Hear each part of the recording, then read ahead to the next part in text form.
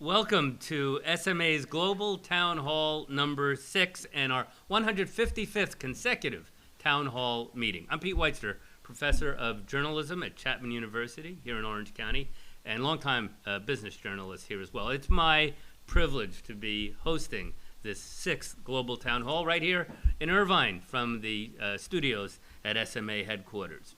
Just ahead, as we do in our weekly town halls, we'll hear from Sarah Kane. She's our art critic in residence. On Cy Twombly, he's one of the most famous 20th century abstract artists. And that'll be followed by my interview with Dr. Bernie Jaworski here, chair of the Peter Drucker Graduate School of Management, prolific author. We'll be talking about his latest book. You see it right there. It's called Creating the Organization of the Future, a book he co-wrote with his colleague and former student, Dr. Virginia Chung of Shenzhen University. We'll be talking about the modern take on Peter Drucker, the great Peter Drucker's philosophy of mission, vision, purpose, values, and culture. And then we'll talk about the like at SMA when Ajay Patel, the CEO here, and Jacque Keats, the COO, tell us about the MVP VC at their organization. They're brave enough to put themselves before Dr. Bernie and be scored on their credos of their organization. But we're going to start with the most popular segment in our weekly town halls, and that's where Sarah Kane joins us and presents a featured artist, as I mentioned at the top. It's Edwin Parker Twombly Jr., better known as Cy Twombly. He's the scribbler to some, an early influencer, and one of my favorite artists. And I'm going to guess, Sarah, maybe, hopefully, I think, one of yours, right? Yes, thank you for that intro, Pete. I'm excited to hear Dr. Jaworski talk about the organization of the future. But first, we will talk about an artist who had a unique vision for modernity and the future. Edwin Parker, or Cy Twombly Jr., was an American painter, sculptor, and photographer. He belonged to the generation of Robert Rauschenberg and Jasper Johns, two artists that we've talked about in past art talks. Twombly was born in Lexington, Virginia on April 25th, 1928. Twombly's father, also nicknamed Cy, actually pitched for the Chicago White Sox. They were both nicknamed after the great baseball legend Cy Young. His parents encouraged his interest in art, and at 12 years old, he started studying with the Spanish modern painter Pierre Dora. His best-known works are typically these large-scale, freely scribbled, kind of calligraphy-esque works on solid fields of mostly gray, tan, or off-white colors, exemplified here with Leda and the Swan and Tisnit. Leda and the Swan refers to the Roman myth in which Jupiter, transformed into a swan, seduces Leda, who would later give birth to Helen of Troy. So rather than depict the conventional imagery of that story, which is usually a graceful nude embraced and entangled with a swan, Twombly combines diverse media with the violent and forceful swirls, scratches, and zigzags flying out in all directions. The work as a whole reconciles themes of male and female, destructive and creative, and earthly and divine. For this 9-part series, Twombly took inspiration from Commodus, emperor of the Roman Empire and son of Marcus Aurelius, who was later assassinated. So we can already see that Twombly really took a keen interest and was inspired by myths and stories from antiquity. Twombly's frenzied splatters and layers of colors against a gray background reflect the volatility and civil war that stemmed from Commodus's oppressive rule that ultimately led to his assassination. Yet these works also have a structured composition, and each is based around a grid form, perhaps summoning ideas of imposed order of the Roman Empire. Blooming, on the right, also has aspects of this repetitive pattern and splatters as well. This was actually created for an exhibit in Avignon, France, and Twombly took inspiration from Japanese art, which can be seen in the motif of the peony blossom and the large-scale panel that recalls the painted screens of the Edo period. In the summer of 1977, Cy Twombly began working on a painting in 10 parts, based on Alexander Pope's translation of Homer's Iliad. Completed in 1978, the collectively titled 50 Days at Ilium, this work evokes incidents from Homer's epic poem in Twombly's characteristic combo of words and images, as seen here. So Battle of the Ilians on the left is number 8 of the series of 10. Lepanto, part 12, is also part of a series of 12 pieces. On October 7th, 1571, the Holy League, which was a coalition of Spanish, Venetian, and papal troops under the leadership of Don Juan de Austria, defeated the much larger fleet of the Ottoman Empire at Lepanto in the Gulf of Corinth, leading to the demise of Ottoman dominance in the Mediterranean. Part 12 in particular shows a bird's eye view of ships painted in red and yellow, signifying war and fire and destruction. Untitled Bacchus was again part of a set of pieces completed between 2004 and 2008. This particular one is the largest of the group, being 10 feet high and 16 feet wide.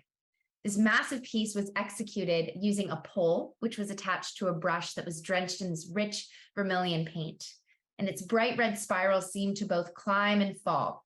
Twombly allowed each of his marks to run down the canvas, suggesting the dripping of wine or blood. Ritual on the right is a more filled canvas. It has red swirls of paint, just like its counterpart on the left, but in a little bit of a different style, which shows Twombly's evolution from abstract expressionism to neo-expressionism. Summa, Anabasis, and Pan all have these similar styles of scribbled lines of blacks, grays, and reds against an off-white background. Kirk Varneden, the chief curator at MoMA in the 80s and 90s, defended Twombly's work when it was called childlike scribbles. He said, quote, "One could say that any child could make a drawing like Twombly only in the sense that any fool with a hammer could fragment sculptures as Rodin did, or any house painter could splatter paint as well as Pollock. In none of these cases would it be true. In each case, the art lies not so much in the finesse of the individual mark, but in the orchestration of a previously uncodified set of personal rules about where to act and where not, how far to go and when to stop." Twombly's work was truly unique. These canvases show a more colorful side to some of his work. They were made later in his career, and he revisited the motif of these looping lines and also the aspect of dripping paint. Leaving Paphos with Winged Waves on the left alludes to an ancient story of a warrior leaving Paphos, a city that was sacred to the goddess Aphrodite. Again, we can see the floral pattern similar to the blooming painting from a previous slide, and they were from the same series, from this Avignon exhibit in France. Twombly made his peony blossom paintings while living in Gaeta during 2006 and 2007. The group comprises six 18-foot long horizontal multi-panel paintings executed in thin acrylic with wax. Here's kind of another version of this style of his paintings, but with roses instead of peonies. This piece kind of reminds me of Warhol's pop art. They never worked together or are associated with each other, but they were contemporaries and both associated with modern art in the 70s and 80s. Finally, we'll end on Twombly's iconic blackboard piece, Untitled New York City, done in 1968. For this work, Twombly's composition has taken inspiration and form from ideas of handwriting or mark making. It's the largest of a group of gray groundworks he created from 1966 to 1972, evoking blackboards covered in chalk writing. And it's said that the feeling of the continuous flow of marks is a product of the way that Twombly physically painted this work as he sat on the shoulders of a friend who moved from side to side in front of the canvas. And this piece sold for an artist record of $70.5 million in 2015. His distinctive aesthetic was both a continuation of abstract expressionist techniques in a post-war and European setting that internationalized contemporary art and a new direction that used low art practices such as penciled words and scribbled crayon in a kind of context of high art and art history. Thanks, everyone. And now on to Dr. Jaworski. That's a great presentation on Cy Twombly. Thank you very much, Sarah. And fitting that we have Cy also. This is All-Star Weekend. Parents nicknamed him for Cy Young. I know. I didn't know that. Cy That's Twombly. a fascinating data point. Well, on to traditional ways. If we'd been successful abstract artists could sell for $50 million a pop, we might have done that. Only one person could do that. But let's talk about managing an organization for the future. Why do some organizations always seem to have friction? Is that necessarily a bad thing? Why do some organizations have even a leading #1 market position at one point, only a generation, maybe 5 years later, be fighting for their own survival? Those are some of the things we'll answer with one of the most foremost authorities on marketing. His name is Dr. Bernie, or I should say on management, Dr. Bernie Jaworski. He's the Peter Drucker Chair at the Peter Drucker School of Management at Claremont Graduate University. Bernie Jaworski was a professor prior to that at Harvard Business School, also at USC, and he's a prolific author. 4 books on e-commerce. He's also won many awards, the Converse Award, an award for lifetime achievement in marketing. Co-wrote a book in 2020 with Bob Lurie on organic growth, and here's the latest book, written with Dr. Virginia Chung of Shenzhen University, former student of Bernie's. The focus of our town hall, global town hall today, creating the organization of the future. It applies the Drucker principles to modern organizations. Welcome to the 6th SMA Global Town Hall, Bernie. Thank you very much, Pete. It's a pleasure to be here. It's a pleasure to be at SMA. I love the organization. I'm looking forward to evaluating them in another half hour. But for now, we'll look at other organizations before we get to SMA.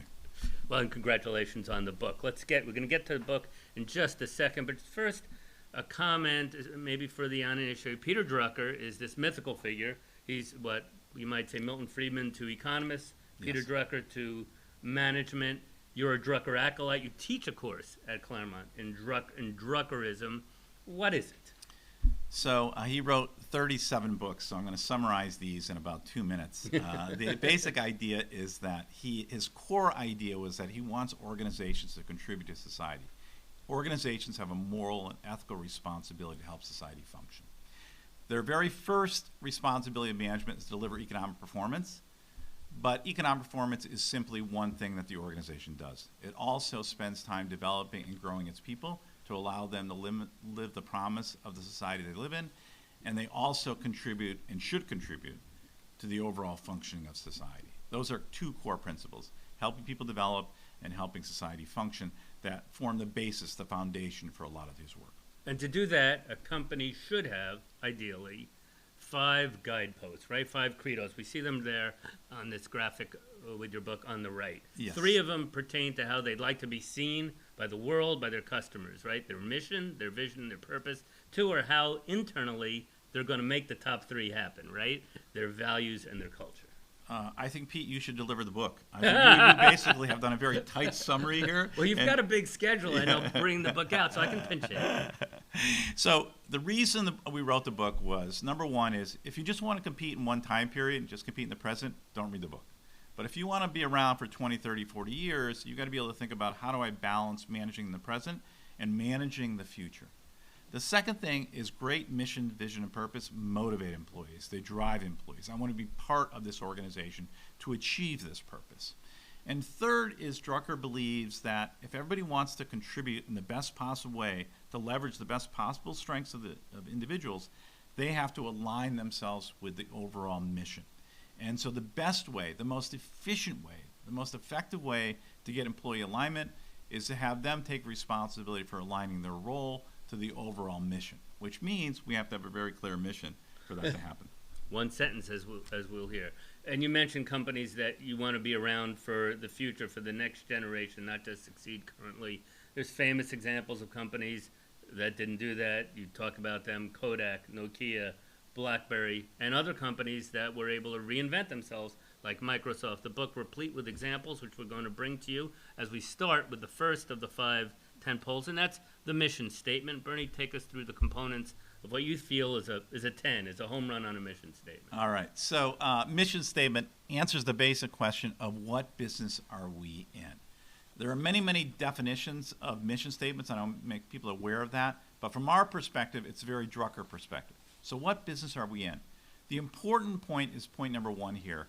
Do not focus on your products or technologies or what you deliver in the marketplace. Focus on the underlying benefits that customers receive. Disney's mission is all about storytelling. That's the benefit. How they get there, through movies, through their studios, through their TV programs, through their parks, are all ways to get there, but that's not the mission. The mission is storytelling. The second is, great mission statements oftentimes specify the target segment. Third is, you got to keep it short. Drucker said one sentence, fits on a t-shirt. Fourth is it inspires the workforce. You read that mission and say, man, I want to be part of that organization. From Drucker's perspective, it's grounded in the theory of the business. This is the environmental context that we operate in, the industry structure and the broader environment. Is that the same as it was when the company was founded? If it's exactly the same, no need to revise the mission.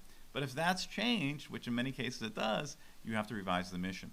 And then finally, my last point here is simply that every employee has to contribute to the mission. That is, the mission needs to be clear enough for every single employee to read it and say, I know what I need to do to help deliver that mission. And that's very, very hard to do, but it's aspirational. And if you score a 10 on all of these, then you've got magic. Very few organizations do, though.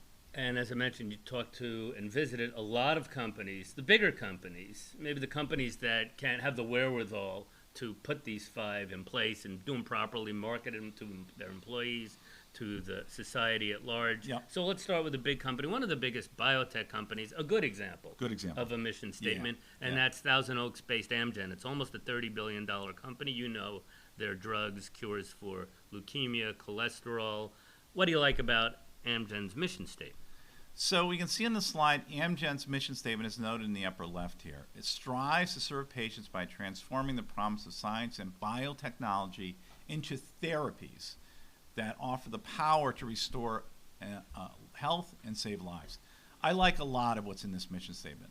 Number one is they focus on biotechnology. Not all forms of drugs, they could be going to chemistry-based drugs, but they're just in biotechnology. They say therapies to denote the fact they're going to play in multiple therapy areas. I like that. They're not talking specifically about the drugs they offer. And I like the idea that they're dealing with a target market where they have a sort of grievous or difficult illness, right?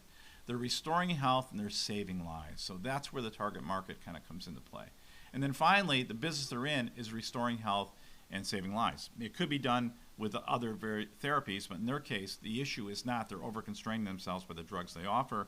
They're open-minded about what they do to help solve that particular problem. So from my perspective, I think that Amgen would score very highly on a lot of the characteristics. And you look, as I mentioned, for all of these, at a bunch of companies, so give me your quick take on some. Again, they'll all be very well-known names to you. Amazon, to be the Earth's, their mission, to be the Earth's most customer-centric company. So people love to cite Amazon as an example of a mission-driven company, and they are. They're very customer-centric.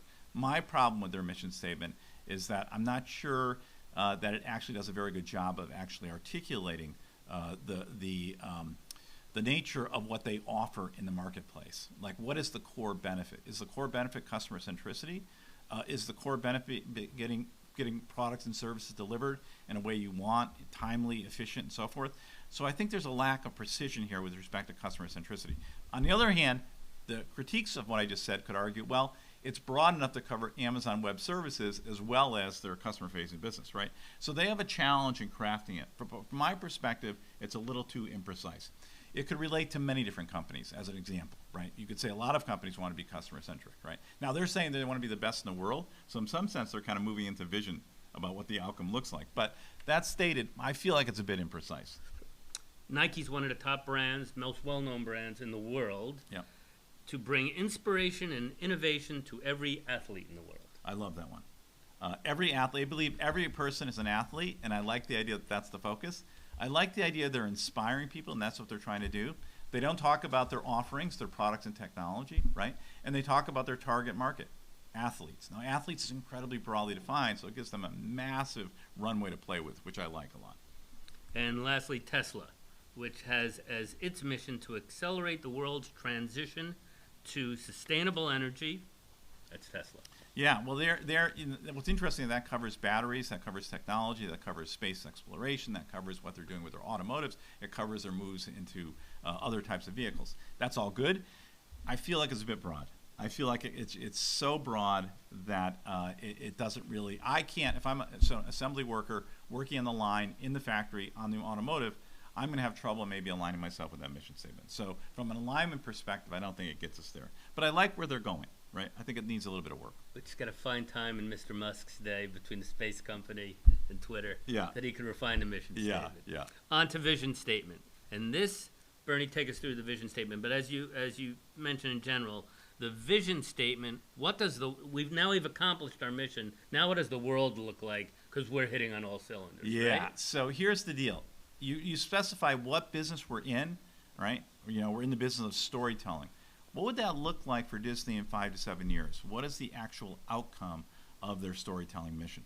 What is the outcome for Tesla, right? For them to deliver on sustainable technology and so forth. So you got to be looking at outcomes. What does it mean for us to be successful? So number one is articulates a clear end state. What's the game look like when we're done? It's concise. It's one sentence. It's ideally imagery based, where people can form a picture of what that image looks like for them when we're done. This watch company has one that says it's a watch on every arm. That's a very clear visual for me. It inspires the workforce. It's challenging. It's a stretch goal, but it is achievable. And finally, a very high bar is it's got to be distinct from competition. You can't have the same vision, which makes it very difficult to craft really good visions.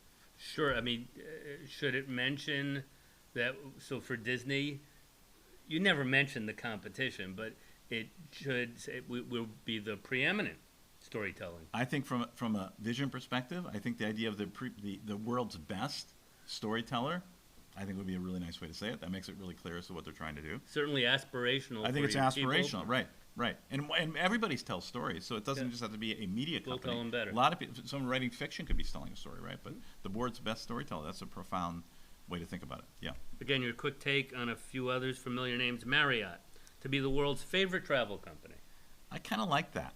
Marriott, as you guys all well know, has many different brands, all the way from Four Seasons all the way down to kind of budget hotels. Many brands, right?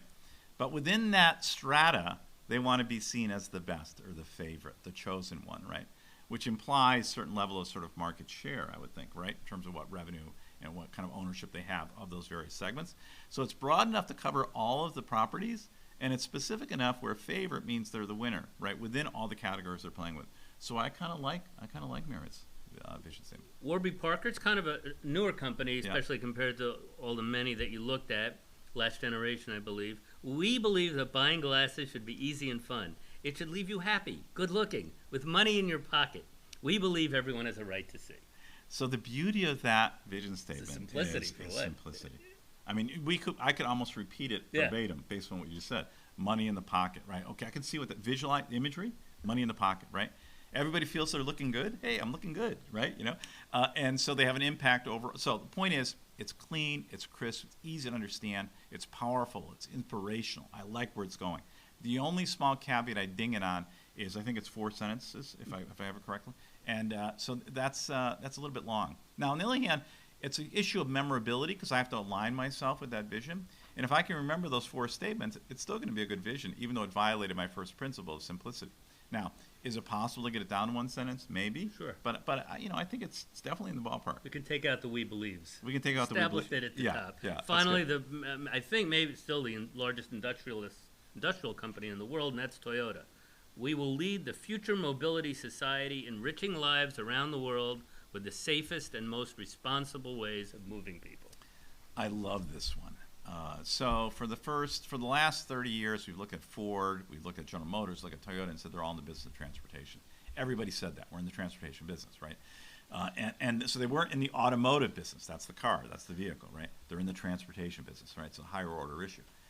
When you say mobility's just emerged in the last 2 to 3 years. A lot of car companies, automobile companies are saying we're in the business now of mobility. Why? Because overall values migrated to be software-based as opposed to the hardware-based. We've seen mobility become a lexicon and a terminology related to how you carry your devices around, and you want to have mobile communications and so forth. So I think mobility is really interesting. The other thing that Toyota articulates is the idea that it could be these vehicles. What is a vehicle? What is mobility? And so they're moving into lots of alternative transportation ways, from bicycles to drones to other ways of thinking about it, to move people around, to move items around, to move goods around. And so this notion gives them a much wider landscape to play in that reflects the evolution of where the industries are going and where the world's going. So I really like this statement. I think some people could say, wait, aren't they in transportation? But I like the migration of mobility given the way that the world's evolved. I accidentally skipped over one of your favorites, which is Habitat for Humanity. Yeah. A world where everyone has a decent place to live. So let's take a back up there and take a look at Habitat for Humanity. So this is a really simple vision: a world where everyone has a decent place to live. When I say that, what's happening in your mind's eye is you have an image as to what that property looks like. It's kind of basic, it's fundamental, it's nice, it's comfortable, it's decent. It's not elegant living, but it's a decent place to live. That term, I think, is so incredibly specific and works so well in the English language, we can see exactly what that means, right? Now, right now, if you take a look at them, they're playing, may not know this, they're playing in about 70 countries across the globe right now. And right now, they have impacted the lives of 46 million people. So everybody in the world, 46 million people, that's a mind-blowing number, right? And we all kind of know what that means. And is it inspirational for the workforce? It's incredibly inspirational, right? You can go to work each day knowing you're improving society. And I think it also has a level of distinctiveness relative to other players that are in the marketplace too that are doing similar offerings. So I love this end state idea that Habitat for Humanity has. So from the scoring perspective, I give them pretty high scores. On to the third inward, our organization guidepost. Mission and vision, we assume, certainly the larger companies, have had these time immemorial. The purpose statement is a growing field. Maybe, I think you estimate, maybe half of the Fortune 500 companies have purpose statements. Tell us about the purpose statement. So the purpose is about helping society function. Why does this organization exist? And it exists in some way, shape, or form to help society function. That's the purpose statement, right? It's higher order, right? So another way to ask it is, say, who would care if your company disappeared, right? And the company... By the way, Peter Drucker smiling in his grave, that this is part of his... Yeah. And the question, this is a profound question, because you'd say, well, listen, if you're Bank of America and you disappear, who cares? Well, you'd say, well, our customers really care. Well, your customers will move over to Wells Fargo, they move to other banks, right? A lot of different services that are being offered, right? So you can make an argument, well, gee whiz, so the question that Bank of America has to struggle with is, what is the higher order purpose? How does banking at Bank of America and what Bank of America does help society become a better place to be, right? And that's a tough question to answer, but it's the right one because it's also highly motivating for the workforce, right? And then you're aligning my individual purpose with that overall organizational purpose. Do I fit to that organization given what they want to achieve? Do I fit, right? So from an alignment perspective, it's critical, right? So number one is it has to help society function. Number two is it has to touch the heart and soul. Number three is it has to energize the workforce. And number four is oftentimes it's the CEO team that has to connect the dots to show how they have this societal impact. My original company, many years ago, was Johnson & Johnson. And I think they were an exemplar in many ways, including what we're talking about. They had a credo 40 years ago when I was with them. So, and you like their purpose. I like their purpose a lot. And if you can see it right here, it says we blend hard science and ingenuity to change the trajectory of health for humanity. Health for humanity. I mean, that's like that's very, very broad, right, in terms of what their scope is, right? But that's kind of their goal. Now, how do they do it? It's ingenuity, it's creativity, it's innovation, right? But they don't just do it from the science perspective. They're emotionally connected to this. You wonder if they added the humanity part after the vaccine. They have so many wonderful drugs, therapies, but that maybe the first that was worldwide. Yeah, no, I mean, I think so. We've talked about this before, Pete, around the J&J credo as a driving force, a set of principles that are kind of driving them. It's kind of in the sense their values of who they are. And I think that foundation of having that credo probably got them to this particular purpose statement quicker than others would have, because their credo is so much centered around having a positive impact on the world, right? So getting to this statement, I don't think is a big stretch for someone like J&J. Could be for other companies, but for J&J, I don't think it's the biggest stretch. As we talk about purpose statements, we mentioned this is a growing area, perhaps somewhat in response to Gen Z, right? That really care about what is the company that I work for? How are they making society a better place? The statement from Unilever's CEO, his name is Alan Jope, and I say was, now he's still alive, but we believe the evidence is clear and compelling that brands with purpose grow. In fact, we believe this so strongly, we're prepared to commit that in the future, every Unilever brand will be a brand with purpose. Now, he's gone. Now, so this is a statement that was made about 18 months ago, maybe or so, and subsequently he has Parent moved of on. Haagen-Dazs, Ben & Jerry's, a lot of other products. But I do think he's right. I do think we're going to see much more purpose-driven brands that have, as part of their overall purpose, is to actually help society in some way, shape, or form, right? You look at the Dove brand and what the Dove brand did for women in terms of the ability to kind of understand there's many different body types that are out there, all of which are unique, all of which are valued, all of which are respectful, right? Dove was an early mover in that particular direction, I think, of setting the context of this. But I think, forgetting far right and far left, I think we're going to see many more purpose-driven brands. I think he's absolutely right about that. You know, oftentimes when you're the early indicator of something, you get run over a little bit, but I think that he is a indicator of the future. As one of my colleagues used to say, if the future's here, it's just unevenly distributed. You know, and so I think that's a really interesting way to kind of think about the problem. So I would argue, my prediction, and the good news about predictions is that you're not going to invite me back in 20 years to find out whether I'm right or wrong. So I can kind of say this. So we had a monitor group called Global Business Network that did futures work, and you know, here's what's going to happen in 20 years. Well, you got to pay me today to find out what that looks like. But so I'm going to make my prediction. I'm going to see a lot more purpose-driven brands, and I think it's going to be hugely beneficial for society. And we're going to see a lot of folks that are in their 20s and 30s that want to work there, versus brands that say we're here about economic performance. That's all we do. It's, you mentioned your work as a consultant. Again, I was remiss. Bernie doesn't just teach. He spent over a decade as a senior partner at an international consulting firm.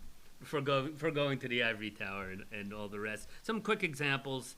You're a big fan of CEO of one of the largest companies in the world, Microsoft, Mr. Nadella, which actually he did a turnaround when he came on a decade ago. And what about their purpose statement? Yeah, I mean, I think what's interesting for me when I look at Microsoft is it's very difficult to change a massive, gigantic organization that's been highly successful. In order to do that, Drucker has a belief you have to abandon things and practice this in a rigorous way. Microsoft has abandoned a lot of things, and that's created room for them to innovate to get to the future. But if you told me 10 years ago they were going to be one of the firms that migrate to the cloud and become dominant in the cloud, become dominant in generative AI, become dominant in other categories, I would have said no way. So, but here it is. Here's a CEO that kind of drove this organization in the future and has actually recreated who they are about employee productivity in the workplace is really their critical issue. That covers Microsoft, it covers LinkedIn, it covers other acquisitions, right, about empowering employees. Empower every person and every organization on the planet to achieve more. Finally, real fast before we move on to values and culture, a yogurt company, Chobani. Better food for more people. That's concise. I love that. I love that. I love that. I think it's crisp, it's clear, it's unambiguous. They've obviously have a very deep commitment to immigrants. If you kind of look internally to the organization about who they hire, they have a real commitment to New York State. They have a commitment to the other places where they've gone in the community. And they fundamentally shape that community that they're in profound ways. And it's a very noble mission. You know, we know that not everybody has the right food and the right diet, and they're there to kind of help supply that. And I think that's a reason to come to work each day. So I really like it a lot. So now we go to the end. How do you create your organization with values and with a culture so you can support those first three?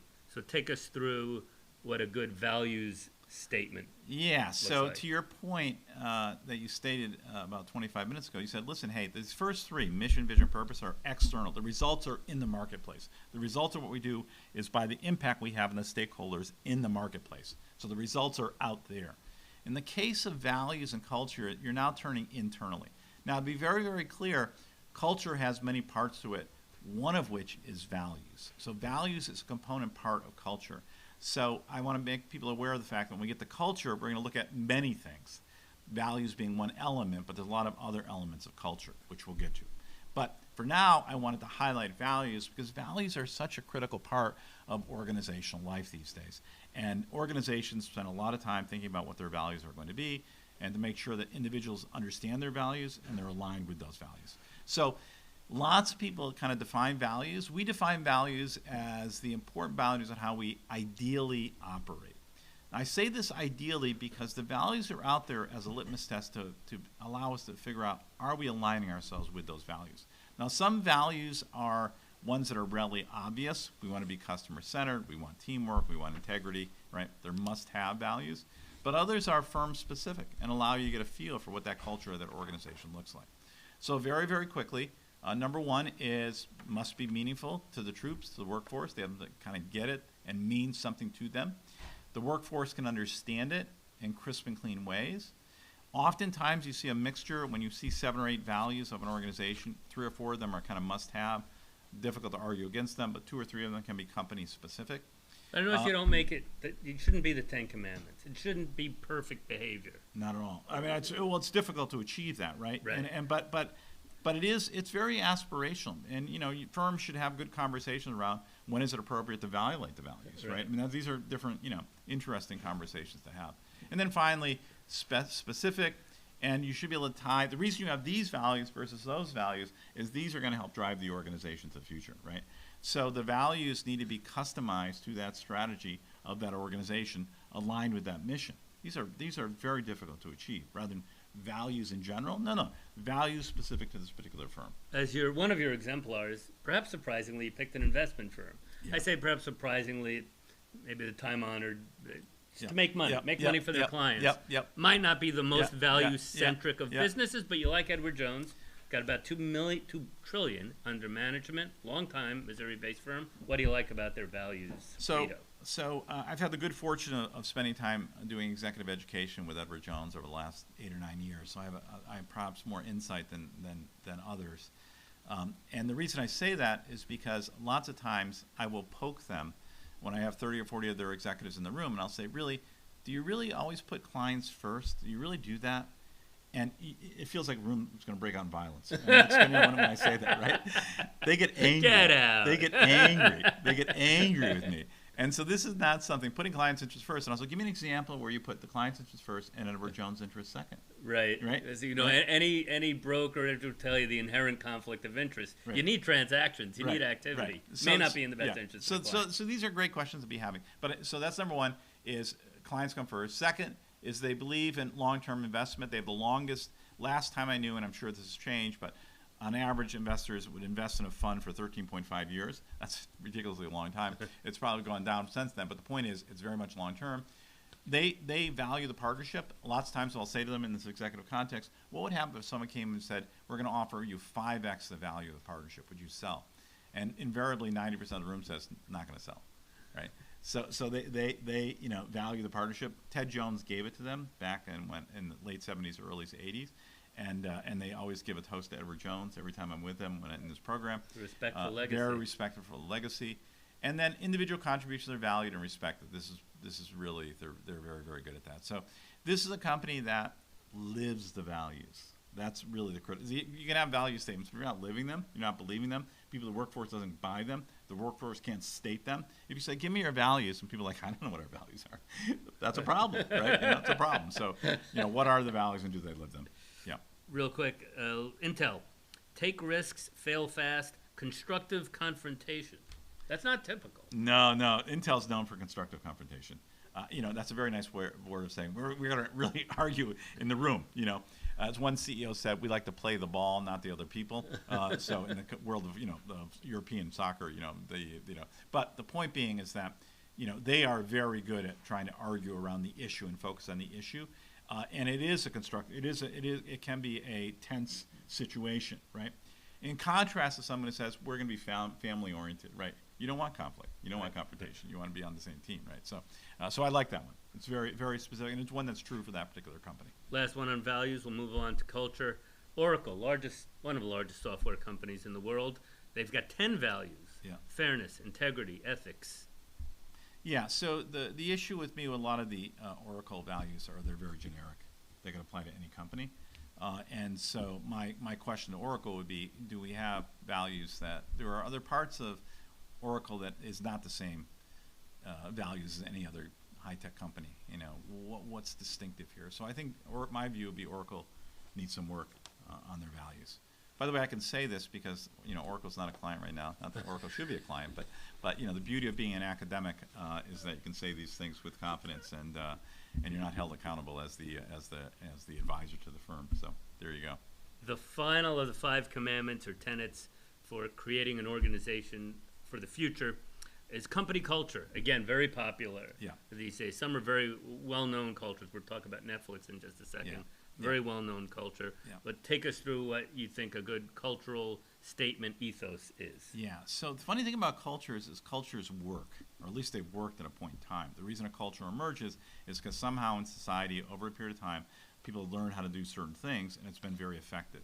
So at a point in time, and maybe into the future, cultures can be very effective. So it's the business practices, it's the workflow, it's the habits, it's the norms, it's the belief systems, it's the values. It's everything about what allows us to actually do the work and produce the actual work. It's how we actually work in this company, right? In contrast to aspirations, this is actually how we work, right? And so this is the way things are done around here. So now, what's interesting when you look at a culture is that, and I'm going to use the word strong versus weak culture, not good or bad.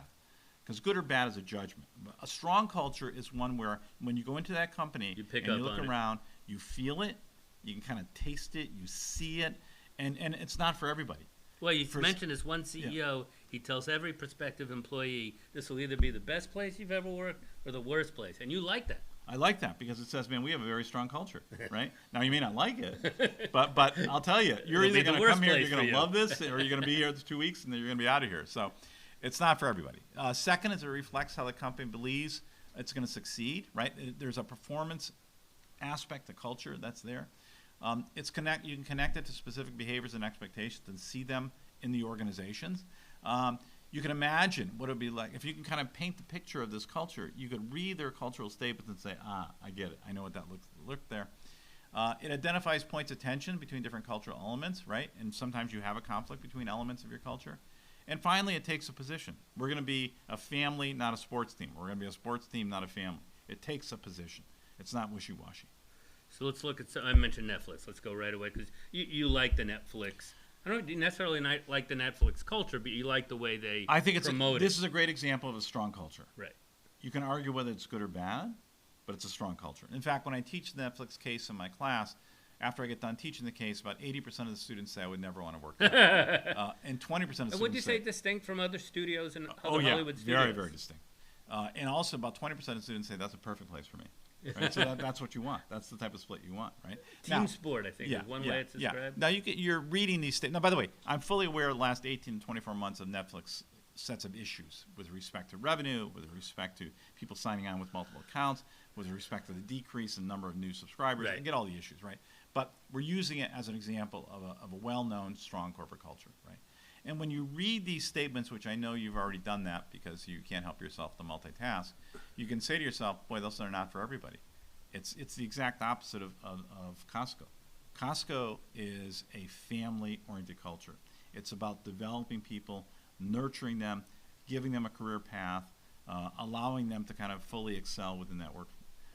You know, these guys say, listen, career path, you figure it out. You know, we'll help you, but it's not our role to help you think through that, right? But I think Netflix Wall Street cousin would be Goldman Sachs. Culture doesn't have to be fun and relaxing. And at Goldman, it isn't. You're right. Goldman is focused on survival of the fittest and intense work-centered atmosphere. There you go. That's That's what we expect of a Wall Street. Yeah, company. that Kill or sounds be like killed. Goldman, right? Yeah. It's kill or be killed, right? Yeah. And that's what it's all about. But here's right? another investment company that seems much more altruistic, caring, and it's Bain and Company. A Bainey never lets another Bainey fail. I think Bain is a very nurturing culture. I think it's an example of a culture that's a high-performing company and a high-performing culture that coincide with one another. And I think it is very, very supportive of one another. They spend an enormous amount of time developing their people. And I think they're kind of a poster child for how to do it right. And you might not expect that from a company where you're, typically working 70 hours a week. Or Right. But again, right, they demand a lot, from their employees. And they're concerned when employees burn out. They have ways of kind of recognizing that can be a case, that these high-achieving people will burn out. And so they're going to protect them in some way, shape, or form. But I think they do a good job of doing that. When we finish up on culture with a local firm, we could practically see them from our SMA studios, Irvine headquartered In-N-Out Burger. And we all love In-N-Out, but as far as their culture, maybe this is why. Genuine, family-oriented atmosphere. It clearly places bets versus the much more sports-oriented environment of Netflix. Yeah, I think In-N-Out is a great culture. When you go there, and to go to In-N-Out. And, it's an intense environment for work. If you ever watch the French fry person behind the scenes, they are going crazy back there, right?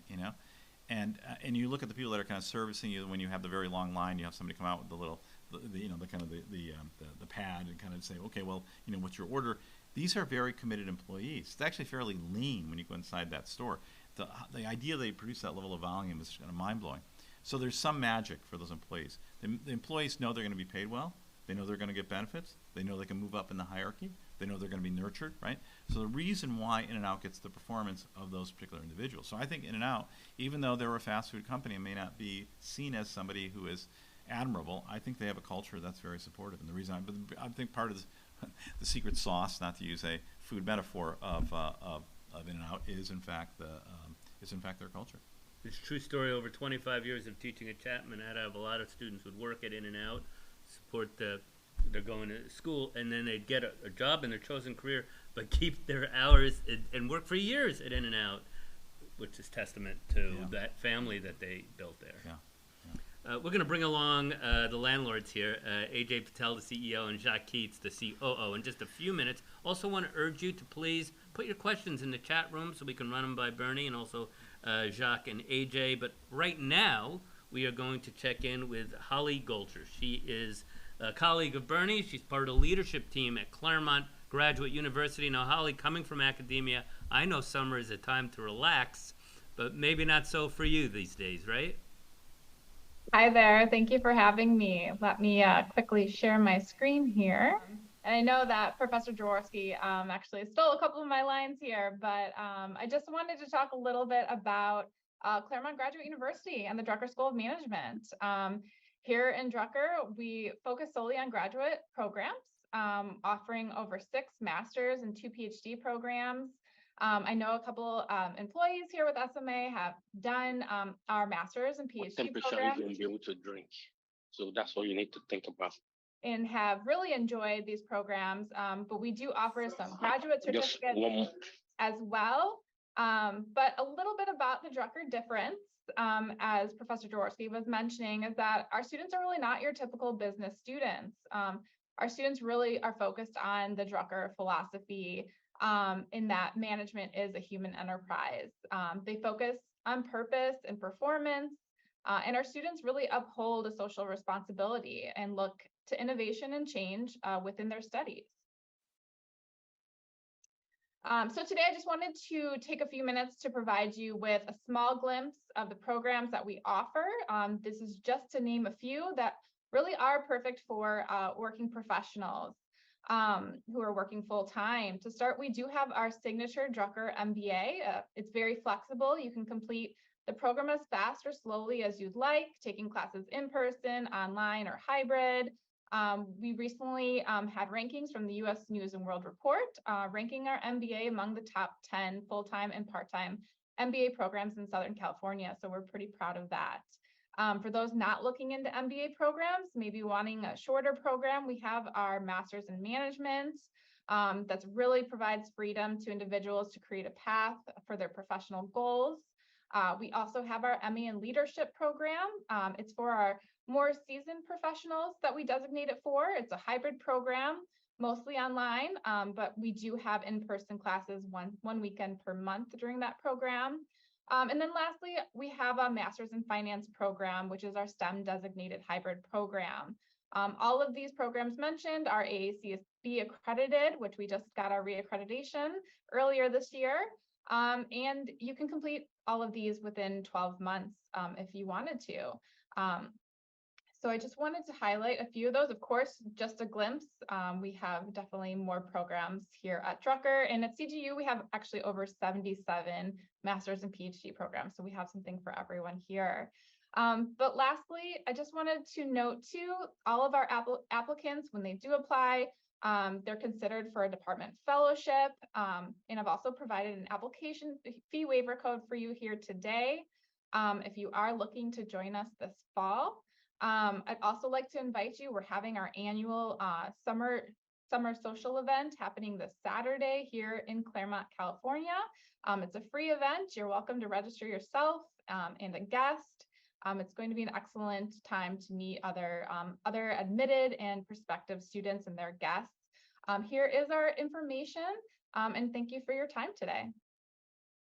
Holly, thank you. I know from my decades at Chapman, campus visits are always a good thing, right? It's a great school, too. Yeah. Thank you very much. Jacque Keats, the COO of SMA, Ajay Patel, the CEO, have joined us now. You almost got the town hall off.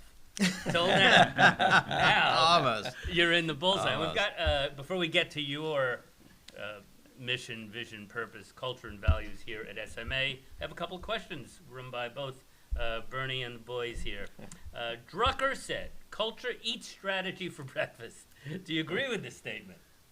That statement I think is actually true. I think culture really can dominate strategy, and I think that's kind of unambiguous. The small little data point, even though if you go online and you see Drucker saying this quote many, many times, the reality is if you go into the Drucker archives, he's never said this. but Gotta love that. This is one of the stories print the where legend, something everybody like that. believes that he said this, but I've not, as a Drucker scholar going through the archives, I've never heard this. I can't find that statement, so I don't think he said it. But I like, would he have said? He would have said the esprit de corps, which is what he called culture, dominates the strategy. That's probably the terminology he would have used. But I think that's true as a statement. Yeah. Regarding values, how do you align actual corporate values versus stated values? This is where you hire SMA. This is the solution to this particular problem. But short of that, what you've got to be able to do is step one of the process actually show here is the gap. Here's the actual values. Here's what we really want to achieve, and here's where we are now. And therefore, we have a gap. People have to believe there's a gap. If people don't believe there's a gap, we're not going to get there. So how big is the gap? What does the gap look like? And then you have to put in a program to basically kind of create this change program. They're going to drive us to where we want to be with those particular values. But you got to get people on the same page. They believe it, and you got to get people on the same page with respect to we're actually going to put time and effort into it to make this happen. And they have to believe both of those things for the change. And Bernie, if I can add, the leadership team has to enforce the values. Absolutely. Yes. 100%. Yes. In fact, I'm familiar with several well-known stories where you had somebody who was in a classic GE 9 block, where it's low, medium, high live the values, and low, medium, high performers. Somebody who's a high performer who doesn't live the values, if they're isolated and they're targeted and they're actually either removed from the organization or they're on some sort of demotion or some sort of performance improvement plan, that's a clear indicator to the workforce that we take it seriously. Ajay and Jacque joining us now to talk about the 5 credos at your company. Before we get to yours and expose you to Bernie's scoring system, you early on in your careers, you decided you'd be managers, you became owners, consult to the C-suite, to chief executives. At what point did these things, having that mission, that vision, a purpose, and then internally values and a culture, did you realize this was really important? We need to devote time and promotion to this. Yeah, so I think both Jacque and I have an interesting history here at SMA, because SMA was started in 1982. I had spent about 11 years here, and then I left for 13 years and then came back. Jacque had joined, I think, maybe 5 or 6 years before I came back, right? Yep. Yeah. But what's interesting about SMA is that I think for a very long time, since 1982, a lot of people just kind of had absorbed the set of values that the original founder had really tried to imbue into the organization, but it got lost in a way, in all those intervening almost 40 years. I think it was 2016 when Jacque and I sat down and said it's time to tackle culture in the business. That was coincident with us developing what we call the Todd system. That's kind of what we call the operating system of the company. Right. We wanted both to be coincidental in terms of how we were changing the company. So in 2016, we sat down, said it's time to actually put pen to paper and write down what our values were. And so at that time, we were thinking of it a little bit different. We were thinking of it as the purpose of the firm, not from a societal purpose, but essentially what business were we in. So we didn't quite have the language right. About values, that we did get right, and we spent a lot of time on our values because that was kind of the clearest thing about what set us apart and why people actually joined us and stayed with us for 40 years. And then the principles, what we call principles of our business. And so those were the 3 things that we articulated. We put that in place. We worked it through the organization, and it's been in place. It's on our website since 2016. prompted by Bernie's new book, we're now embarking on a new journey of updating them and actually getting the language right, and articulating them a bit differently, I think all for the positive. As you develop these, AJ, Jacque, this is 2016, as you develop it, and Drucker would say look at it every 3 years, can you get input? Do you get input beyond yourselves, beyond the executives? Can you get input from your employees? You have a lot of consultants who work